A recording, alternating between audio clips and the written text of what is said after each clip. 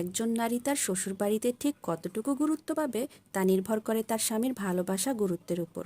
যে নারী তার স্বামীর ভালোবাসা পায়, স্বামী তাকে গুরুত্ব দেয়, মূল্যায়ন করে, তার শ্বশুরবাড়ির মানুষজন কখনোই তাকে অসম্মান করতে পারে না। আসলে বিয়ের পরে সঙ্গী ভালো হওয়াটা বেশি জরুরি। সঙ্গী যদি ভালো হয় তাহলে শ্বশুরবাড়ির মানুষ যেমনই হোক না কেন সেই সংসারে নারী টিকে থাকতে পারে। কিন্তু সঙ্গী যদি ভালো না হয় তাহলে শ্বশুরবাড়ির মানুষজন যত ভালোই হোক না কেন সেখানে টিকে থাকা একজন নারীর জন্য কঠিন হয়ে পড়ে। স্বামীর মানসিক সাপোর্ট এবং ভালোবাসা নারীকে দাম্পত্য জীবনের প্রতি আরও মনোযোগী করে তোলে।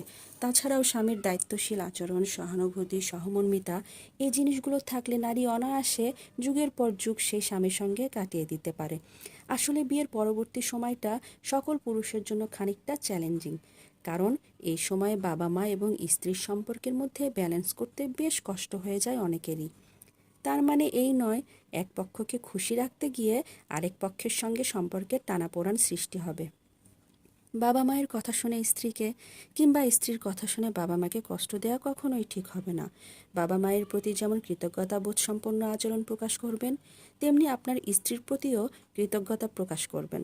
আপনার স্ত্রীকে ঠিক ততটুকু মূল্যায়ন করবেন যতটুকু মূল্যায়ন পেলে আপনার স্ত্রীর আপনার বাড়িতে নিজেকে অসহায় মনে হবে না।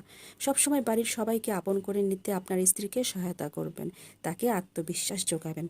আসলে একজন নারী তার স্বামীর বাড়িতে ঠিক কতটা গুরুত্ব পাবে তা নির্ভর করে তার স্বামীর গুরুত্ব এবং ভালোবাসার উপর। কেননা স্বামী যদি ভালোবাসে, গুরুত্ব দেয়, মূল্যায়ন করে, তাহলে শ্বশুরবাড়ির মানুষজন যদি খারাপও হয় তবুও নারী অবলীলায় তার স্বামীর সঙ্গে যুগের পর যুগ কাটিয়ে দিতে পারে। অন্যথায় সেই সংসারে টিকে থাকা নারীর জন্য কঠিন হয়ে পড়ে।